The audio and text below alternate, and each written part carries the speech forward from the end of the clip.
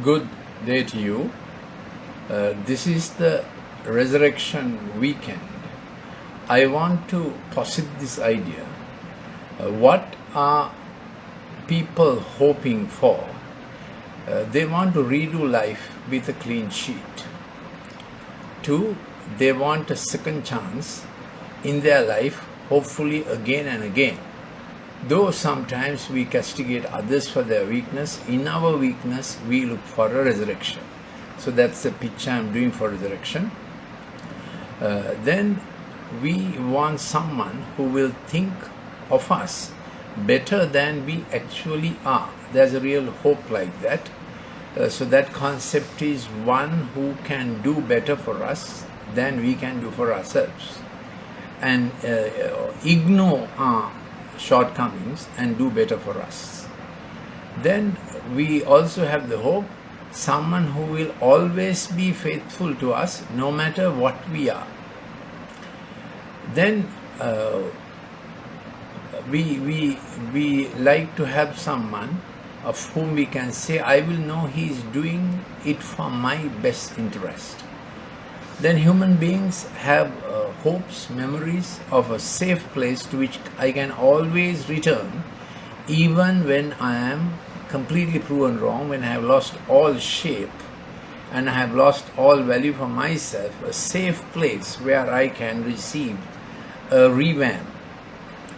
Then there's need to have an answer script in us that writes that which is right, in spite of when we are wrong-headed, wrongly thinking. We are hoping that there would be an answer script in us that would write that which is right.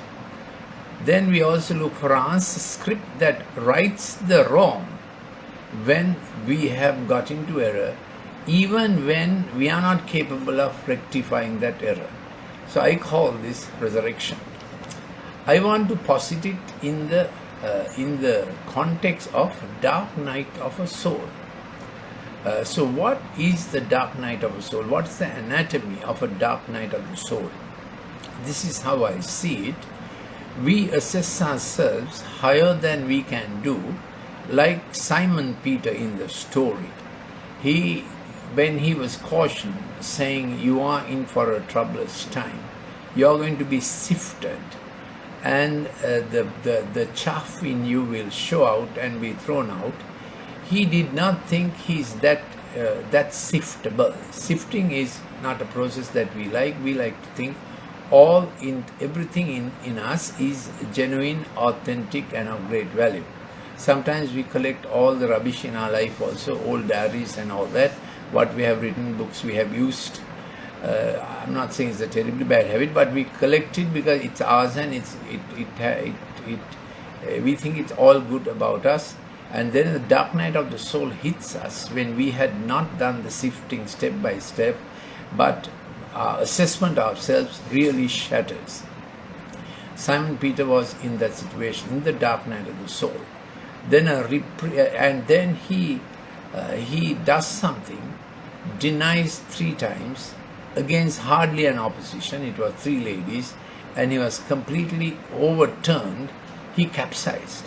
He's used to capsize boats because he's a captain of the Galilean Sea, a rambunctious chap, and been in many a storm. There are some people who run to the storm, some people who run away from the storm, some people who deny the storm. So when storm comes, you have different kinds of responses to the storm.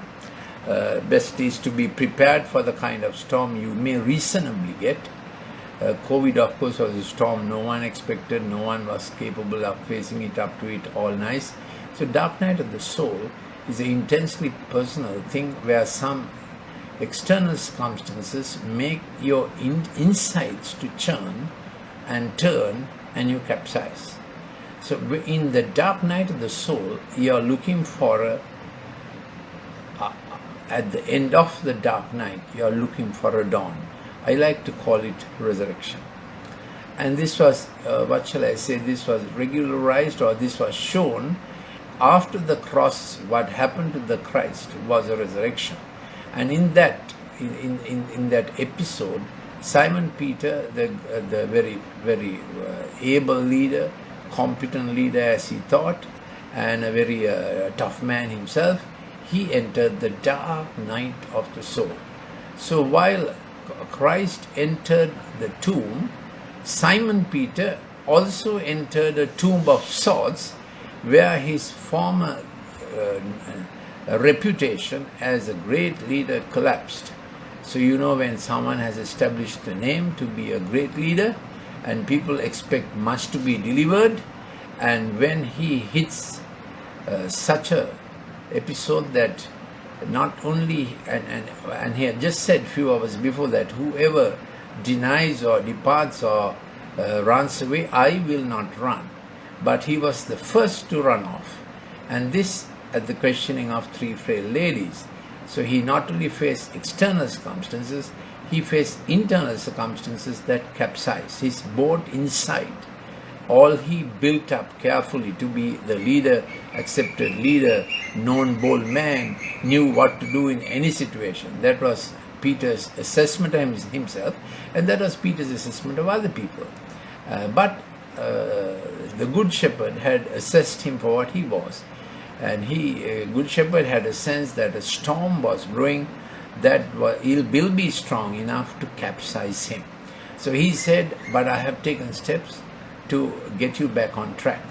And in fact, on that awful, horrible night when he was assailed, insulted, betrayed, buffeted, and was being prepared for the terrible crucifixion, he had just time enough to shoot that glance at the great man Simon Peter. In his own assessment, he was quite the worthy successor to the Messiah. That's what he said. In fact, the disciples had a fight who will be the successor, and Peter thought it's no point having a fight. I'm already there. I have got there.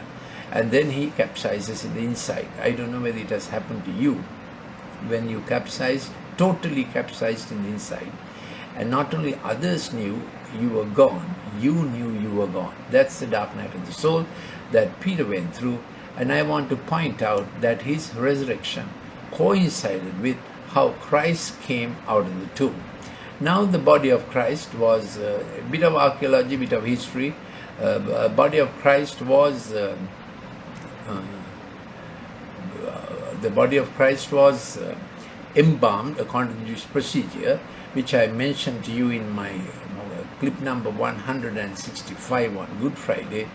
When they embalmed, they used aloe and myrrh, and they bandaged the whole body. He was certainly dead, because that death was attested by the Roman method of doing a postmortem. Roman method of doing a postmortem was just to pierce the side, and then came the serous fluid and the clotted blood, which is evidence of death. Yes, I have explained to you in my last clip what cardiac tamponade is, how the medical aspects of crucifixion, how people die when they are hung. Today I am getting on to the other side of it. So they embalmed him according to the Jewish procedure with aloe and myrrh. Nicodemus, who had been a scared secret believer, one of the Sanhedrin, he came out in the open to that extent to do, what shall I say, honors to the dead body. And then his face was separately clothed or bandaged, and he was put in the tomb. Now, it was all human weaponry that people make against each other came on him, and at that point of time it looked like an armed truce. Such a battle had gone on, and the body of the Good Shepherd took the battle. So and of course his soul took the battle. It was an agonizing battle. So what were the weapons that we had been forming, mankind, that came upon him? Victims weaponize grief also. Now we think of weapons like, nuclear weapons and rifles and, shotguns or whatever, landmines and whatnot. Here are some weapons we don't often think of as deadly weapons. Victims weaponize grief. So they use their grief to their own advantage. Use your hurt to get your end. Then words, whispers, half-truths, secrets, backbites, tone, intimidation, you bulldoze your way, sarcasm, cynicism, sneer, innuendos, with different things, we scratch people. And each of those things can kill a person's inside, Simon Peter capsized by his own great assessment, and then he rose so high in his estimate, he crashed so fast, he capsized. Now I'm looking at another set of weapons, temper tantrums, control tantrums, recruit others for your casus belli, your causes of war. Even in a staff meeting, even in an institution, get others on your side. You know how it goes. Then you threaten to leave. So I'm looking at weapons of our warfare. We don't think of them as weapons, but we are always hurting, doing damage, and you may drive some people to suicide with this kind of weapons. But actually every such weapon that we use, which are not illegal, so to say, will also do what we did to the body of Christ.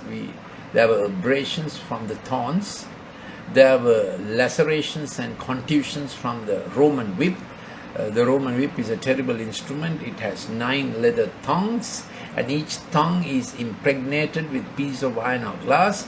At the end of the 9 tongues, there is a spiked ball of lead, and when you lash the victim with it and you pull it, and the victim is tied down to the ground on a peg called the scandalon, the little peg there, and he's bent in two and his back is all exposed. And some victims, actually the whiplashing crashes through the posterior abdominal wall and damages the pancreas, and then they die before the crucifixion by the whiplashing. It's a terrible whiplashing. So the Good Shepherd went through that. Of course, he didn't die, he survived. So these are the kind of whiplashings that we do without a Roman whip. Okay, tongue is our whip. Silence, distancing people, no appreciation, no thanks, expressionless face, pretend irrelevance, pretend disinterest, outright sabotage.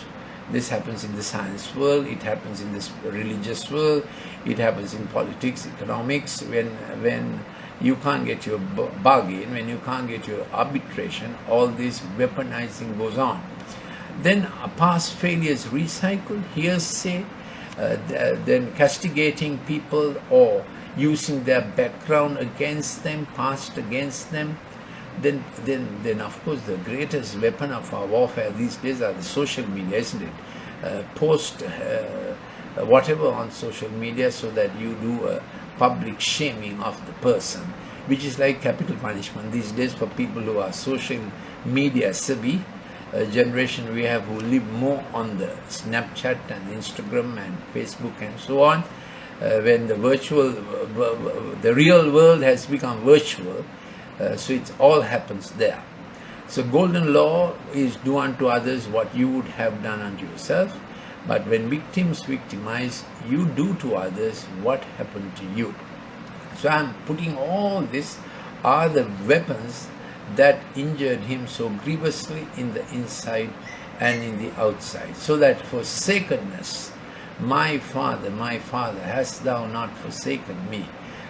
He uttered the representative cry of the human race when we feel unloved, forsaken, betrayed, when we feel all our good was just spurned, and what shall I say, the dark night of every soul that ever lived on the planet Earth. The Good Shepherd took in that hour when he felt the weight of all the darkness coming. Now we did it, Good Friday we did this, how darkness covered the face of the earth. That eclipse is recorded in history books, and the earthquake is recorded as historically true. So then all this injured him and he went into the tomb. So in the tomb, now imagine the tomb.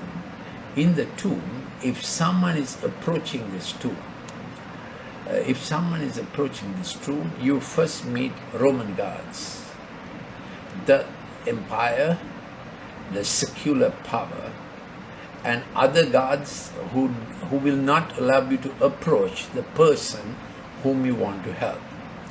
Then you will approach the rock that was rolled over, the sudden massive thing, and on it was the watch, on it was the legal seal, incarcerated forever.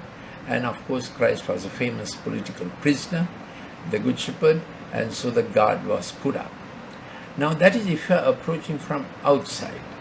Now imagine if the person now who is so grievously hurt unto death, so to say, all the weapons that came at him, he felt he had died. Dark night of the soul. I can't come out of it. Now that's the thought process in endogenous depression. Reactive depression is much better and easier to handle, but in endogenous depression you really go into that dark night of the soul. There's no light at the end of that tunnel, so that's why at some point they commit suicide. That is why we are told in the profession, if someone is threatening, take that seriously. Don't take it lightly. Yeah. When you think of the person who is now in the death throes, he has ceased to be. All the weapons of warfare that went against him has taken over. Now in the resurrection story, of course, the Good Shepherd was physically dead, as I told you, attested by the proven Roman method of proving someone dead.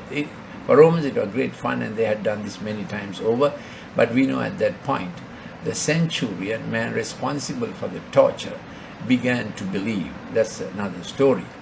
That's for another day. But today we are looking at the person now dead, socially dead, spiritually dead, and he is down. Weapons of the warfare was too much, he's overcome.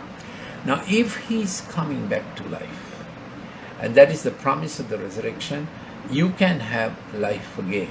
You remember the first chapter of The Tale of Two Cities by Charles Dickens, Recalled Back to Life. Recalled to Life is actually the title, because Dr. Manning, who was a well-known physician, of course the story is set by Charles Dickens in 1789 during the time of the French Revolution, and he was in the Bastille, and with the breaking of the Bastille he was able to come out, and he had to be released back to life. But though he came out of the prison, he was still in prison. You know the story, because he was still looking for, he was a medical doctor, but his profession was taken out of him, and he in the prison they made him a cobbler, and even when he came out he was looking for just his implements of a cobbler and the bit of shoes. I was asking for leather all the time and the shoes all the time, till his daughter Lucy came face to face with him, and an old memory came back to him, and as the story goes, it resurrected him, recalled back to life. So this is what we are looking at now. For the person now weaponized and injured and life gone, is in the depths of the dark night of the soul, and I'm comparing that to the resurrection experience of the Good Shepherd. So he's down there, and then he faces the wounds that injured him, the abrasions, the lacerations, the contusions. Only thing he didn't have was fracture. He had an incision, sharp weapon injuring him after his death, actually, when they pierced his side to check out whether he was dead, and then if anyway that would kill him, because the heart will be pierced. So we know that it's a fact that Good Shepherd are dead by the time he was taken out of the cross. So he's now in the tomb, so he will face the wounds. So when he's getting life, one hopes the life he gets will heal the wounds. Then of course one has to hope, one has to make sure that wounds were really healed, otherwise they will recur. You know what a wound is. Wounds tend to recur, so you have to work a little longer to see that wounds heal. The second thing is the bandaging, the cover-up that goes on, and then it has to be, people will not be willing to remove the cover-up bandages unless there is a offered credible solution for their wounds, they will not give up on their bandages. So we may meet people who are really bandaged. They have come back to life, but the dark night of the soul that they went through, the wounds are real and the bandages are still on. And for long years, we might be dealing with a person who actually we have been dealing with the facade of bandages. That bandage may involve PhDs, scientific knowledge, wealth, beauty, all kinds of beauty operations, all kinds of bandages. So we have to get inside the bandage that this resurrection story might become true. Then we have the darkness that's all around, philosophical darkness, darkness of secular humanism, darkness of transgenderism, darkness of theory of evolution, which all those darkness, the last one I'm quite familiar with, what a thick darkness that was around my brain, because I believed it so thoroughly.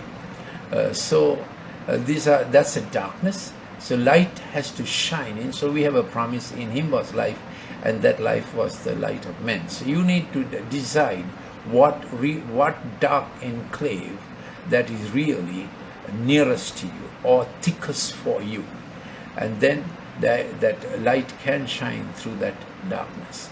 Then you have a stone cave, the things that the culture, the philosophies, the behavioral patterns, what you agreed to, that put you inside a cave, and now this has to be shattered off or removed piece by piece. I'm now working from the inside. When you're coming out, then you will find a huge rock roll, and that will need some help, some outside help to get it out.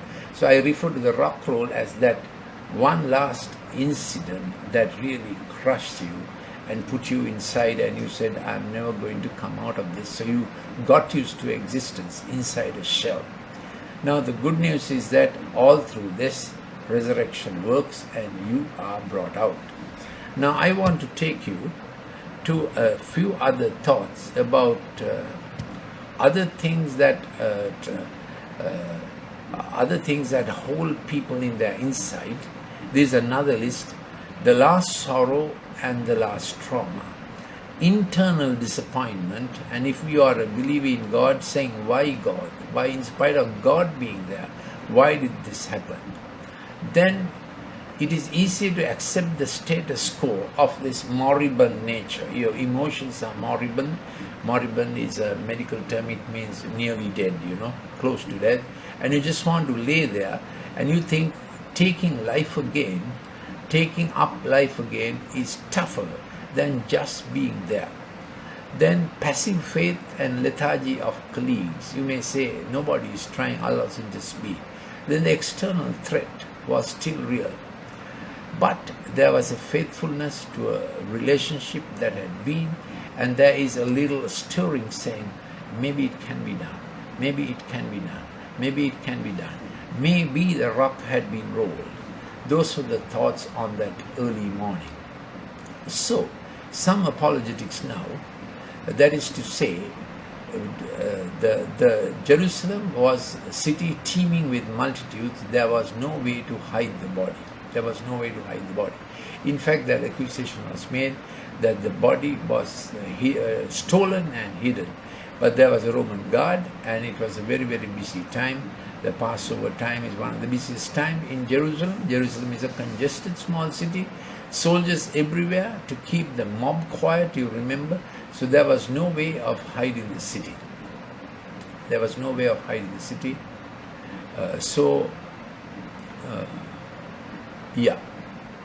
That was that.